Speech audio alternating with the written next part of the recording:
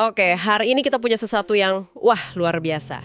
Di depan kita ini ada setumpuk laporan intelijen yang bocor, beberapa dari sumber anonim, ya sebut saja Tuan X, ada juga dari analisis agensi barat, dan semuanya ini melukiskan satu gambaran yang sama, sebuah upaya kudeta berdarah di jantung kekuasaan Tiongkok. Dan yang bikin gila, ini dipimpin oleh orang terdekat Xi Jinping sendiri, Jenderal Zhang Yuxia. Betul. Jadi, misi kita sekarang adalah mencoba memisahkan mana yang mungkin fakta, mana spekulasi, dan yang paling penting nih, mana yang mungkin disinformasi yang disengaja. Ini seperti teka-teki yang dibungkus dalam misteri kan. Di satu sisi kita punya narasi resmi dari Beijing, Jenderal Zhang ditangkap karena korupsi. Klise, cerita yang itu-itu lagi. Persis. Cerita yang udah sering banget kita dengar. Tapi di sisi lain, ada bisikan-bisikan yang jauh lebih berbahaya, yang sengaja dibocorkan ke media barat. Cerita soal pengkhianatan, baku tembak di hotel bahkan, rahasia nuklir. Jadi pertanyaannya bukan cuma apa yang terjadi, tapi juga narasi mana yang dirancang untuk kita percayai dan kenapa. Nah, itu dia poinnya. Oke, mari kita bongkar ini. Mulai dari klaim yang paling eksplosif dulu. Dari si Tuan X ini. Laporannya itu detail banget. Dikatakan pada malam 18 Januari, Jenderal Zhang Yuxia dan komplotannya berencana menyergap Xi Jinping. Di sebuah hotel di Beijing. Mereka pikir mereka sudah tahu di mana Xi bakal menginap malam itu. Dan komplotannya ini bukan orang sembarangan kan? Bukan. Laporan itu menyebut nama Jenderal Liu Zhenli. Jenderal Liu Zhenli? Ya, bagi pendengar yang mungkin kurang familiar, Liu Zhenli ini Kepala Staf Gabungan Komisi Militer Pusat. Wow. Sederhananya, dialah yang secara operasional megang kendali sebagian besar kekuatan tempur Tiongkok. Jadi kalau klaim ini benar, artinya konspirasi ini sudah sampai ke puncak hierarki komando militer Tiongkok. gila. Ini bukan lagi sekedar rencana beberapa jenderal yang nggak puas. Jauh lebih serius dari itu. Oke, tapi disinilah ceritanya jadi aneh. Menurut laporan Tuan X, 2 jam sebelum operasi itu jalan, rencananya bocor. Dan Xi Jinping, yang kita tahu kan, dia terkenal paranoid, nggak pernah tidur di tempat yang sama, 2 malam berturut-turut. Betul. Dikabarkan dia langsung meninggalkan hotel. Sampai sini, kedengarannya seperti, ya, nyaris celaka tapi berhasil kabur. Iya, tapi narasi dari sumber ini nggak berhenti di situ. Ini yang menarik. Dikatakan bahwa Xi itu tidak hanya melarikan diri, dia justru menyiapkan penyergapan balasan. Tunggu, di hotel yang sama? Di hotel yang sama. Jadi pasukan Jenderal Zhang yang nggak tahu apa-apa, mereka maju dan masuk perangkat. Terjadilah baku tembak hebat, katanya puluhan orang tewas, dan Zhang serta Liu ditangkap di tempat. Wow. Narasi ini melukiskan Xi sebagai seorang master strategi yang benar-benar brilian. Dan sangat dingin. Tunggu. Kita berhenti dulu di sini. Ada 2 cara buat membaca situasi ini kan. Cara pertama, ya persis seperti yang digambarkan sumber ini. Xi adalah ahli taktik yang sengaja pakai dirinya sendiri sebagai umpan. Iya, untuk memancing semua lawannya keluar. Ini narasi Xi yang kuat dan mengendalikan segalanya. Tepat. Tapi ada interpretasi kedua. Interpretasi yang jauh lebih meresahkan bagi Beijing. Apa itu? Bahwa Xi itu benar-benar nyaris celaka. Bahwa kebocoran itu murni faktor keberuntungan, bukan desain. Dan narasi master strategi ini cuma spin. Cuma cerita yang dibangun setelah kejadian. Betul. Untuk menutupi betapa rentannya dia sebenarnya. Bahwa kekuasaannya itu nyaris direbut. Mana yang lebih masuk akal? Susah juga ya menilainya. Sulit dikatakan. Tapi fakta bahwa ada 2 kemungkinan ini saja sudah menunjukkan adanya keretakan yang serius. Dan ini membawa kita ke pertanyaan paling mendasar. Kenapa? Kenapa Zhang Yuxia, orang yang bisa dibilang karirnya itu, ya, berdampingan dengan Xi, kenapa dia mengambil risiko segila ini? Mereka bukan sekedar kolega kan? Mereka itu bagian dari pangeran. Generasi kedua elit partai yang ayah mereka berjuang bersama. Pengkhianatan di level ini rasanya hampir tak terbayangkan. Untuk memahaminya, kita harus lihat konteks yang lebih besar. 1 dekade terakhir pemerintahan Xi, ini adalah contoh klasik dari apa yang disebut dilema diktator. Dilema diktator? Semakin absolut kekuasaan seorang pemimpin, semakin besar juga ketakutan dan paranoianya terhadap pengkhianatan dari lingkaran dalamnya. Dan ketakutan ini memicu pembersihan. Tepat.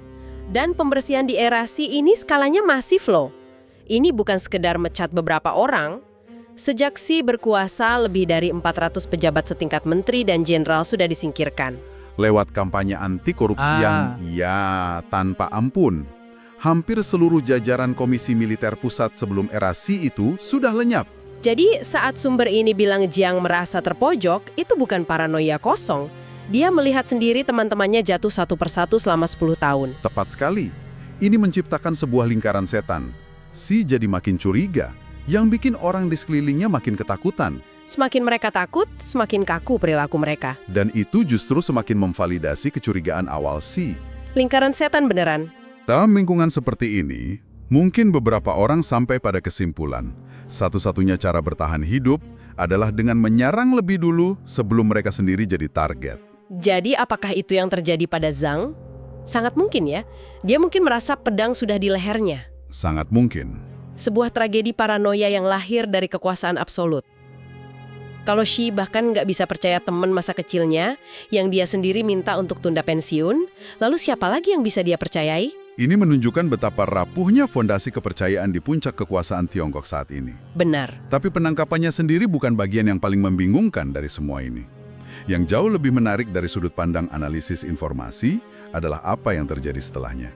Nah, ini dia. Pemerintah Tiongkok mulai memainkan dua narasi yang kelihatannya saling bertentangan untuk dua audiens yang sangat berbeda. Ya, di sini permainannya jadi sangat rumit dan canggih. Untuk audiens domestik, di Tiongkok, pengumuman resminya kan standar banget. Sangat standar. Jenderal Zhang ditahan karena pelanggaran disiplin dan hukum yang berat.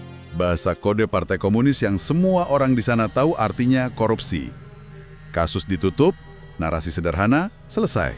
Betul. Itu narasi untuk konsumsi dalam negeri. Tapi, beberapa hari setelah penangkapan itu, Wall Street Journal merilis laporan besar. Mengutip pejabat Tiongkok yang mengetahui masalah ini. Dan cerita yang mereka sampaikan, wah, beda 180 derajat. Tiba-tiba, ini bukan lagi soal korupsi. Sama sekali bukan. Laporan itu bilang, Jenderal Zhang ditangkap karena membocorkan rahasia nuklir Tiongkok ke CIA. Bayangkan pergeseran narasinya. Dari pejabat korup jadi mata-mata tingkat tertinggi, yang menjual rahasia paling sensitif negara ke musuh bebuyutan. Ini mengubah seluruh konteks. Lisis ini adalah langkah perang informasi yang sangat canggih. Kenapa mereka melakukan ini? Tujuannya kelihatannya sangat jelas, untuk mengalihkan perhatian dunia dari cerita yang jauh lebih berbahaya. Cerita kudeta itu. Betul, cerita adanya upaya kudeta yang nyaris berhasil. Cerita korupsi mungkin nggak akan menarik perhatian media global, tapi cerita mata-mata CIA dan rahasia nuklir. itu pasti jadi berita utama di seluruh dunia. Dan bener aja kan, media barat langsung ngejar cerita itu. Semua orang panik bahas soal CIA, soal kebocoran nuklir. Sementara itu, masalah sebenarnya yaitu retaknya kekuasaan Xi Jinping dan adanya perlawanan dari dalam militer berhasil disembunyikan. Mereka lempar umpan yang berkilauan dan dunia menelannya bulat-bulat. banyak pengamat Tiongkok yang sangat yakin kalau kebocoran ke Wall Street Journal ini disengaja dan sudah dapat izin dari level tertinggi di Beijing. Logikanya sederhana. Mana mungkin ada pejabat berani lari ke media barat tanpa izin ya? Mustahil, resikonya terlalu besar. Ini cara mereka mengendalikan narasi global. Dan buktinya, media pemerintah Tiongkok sendiri tidak pernah sekalipun menyebut soal CIA atau nuklir. Detail itu eksklusif disebar ke media asing. Jadi ini menunjukkan sebuah pola di mana Beijing secara efektif menggunakan media internasional sebagai medan tempur informasi, mengarahkan fokus global ke arah yang mereka mau, menjauh dari kelemahan internal mereka. Ini bukan spin lagi, ini orkestrasi. Tepat, orkestrasi narasi berskala global. Dan jangan sampai Anda berpikir ini cuma drama geopolitik di negeri yang jauh di sana. Oh, tentu tidak. Telur raksasa ekonomi dan militer di utara kita mulai goyang karena perebutan kekuasaan internal. Gelombangnya pasti sampai ke pesisir kita di Indonesia. Implikasinya sangat nyata. Tentu. Selama ini kita sering bahas dampak eksternal dari kekuatan Tiongkok. Tapi jarang banget kita bahas dampak dari ketidakstabilan Tiongkok. Nah, itu dia. Coba bayangkan skenario terburuk dari laporan ini.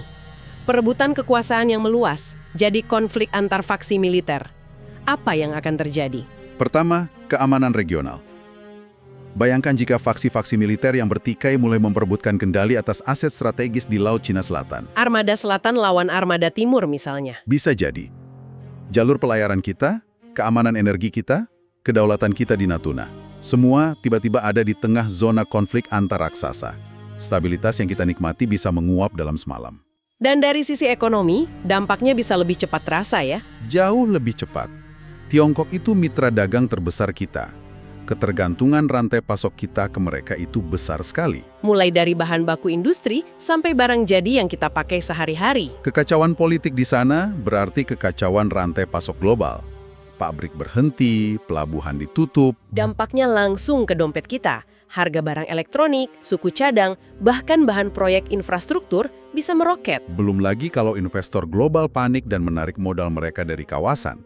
Nilai tukar rupiah bisa tertekan. Jadi ini bukan lagi soal geopolitik abstrak. Ini bisa jadi soal harga sembako di pasar dan lapangan kerja di pabrik-pabrik kita. Betul. Indonesia harus dalam posisi siaga penuh. Kita tidak bisa hanya jadi penonton. Jadi kesimpulannya apa nih? Cerita ini jelas belum berakhir kan? Ada satu detail aneh tapi penting banget. Sampai sekarang, foto Jenderal Zhang Youxia dilaporkan masih ada di situs web resmi militer Tiongkok. Ini sangat tidak biasa. Sangat. Biasanya, begitu pejabat dibersihkan, mereka langsung dihatus dari sejarah, seolah nggak pernah ada. Ini anomali yang signifikan. Artinya apa? Ini bisa jadi sinyal kalau pertarungan di belakang layar masih sengit. Mungkin Zhang masih punya banyak pendukung kuat di militer dan partai. Bisa jadi. Sehingga Xi harus bergerak sangat hati-hati. Menghapus fotonya tiba-tiba bisa memicu reaksi balik yang tidak diinginkan. Ini menunjukkan bahwa meskipun penangkapan fisik sudah dilakukan, konsolidasi kekuatan politik setelahnya masih jauh dari selesai. Situasinya masih sangat cair. Xi Jinping mungkin berhasil memenangkan pertempuran di lobi hotel itu, kalau laporannya benar. Tapi pertanyaannya, apa dia akan menang perang melawan paranoia di dalam lingkarannya sendiri? Pembersihan berdarah ini sepertinya justru membuktikan bahwa ancaman terbesar bagi kekuasaannya bukan dari luar. Tapi dari orang-orang yang duduk di meja yang sama dengannya. Ini juga memaksa kita untuk berpikir ulang kan bagaimana kita mengonsumsi informasi tentang negara-negara tertutup seperti Tiongkok. Kasus ini studi kasus yang sempurna tentang bagaimana narasi bisa direkayasa dan dimanipulasi untuk tujuan politik. Dan ini mungkin membawa kita ke pertanyaan terakhir yang lebih provokatif untuk Anda renungkan.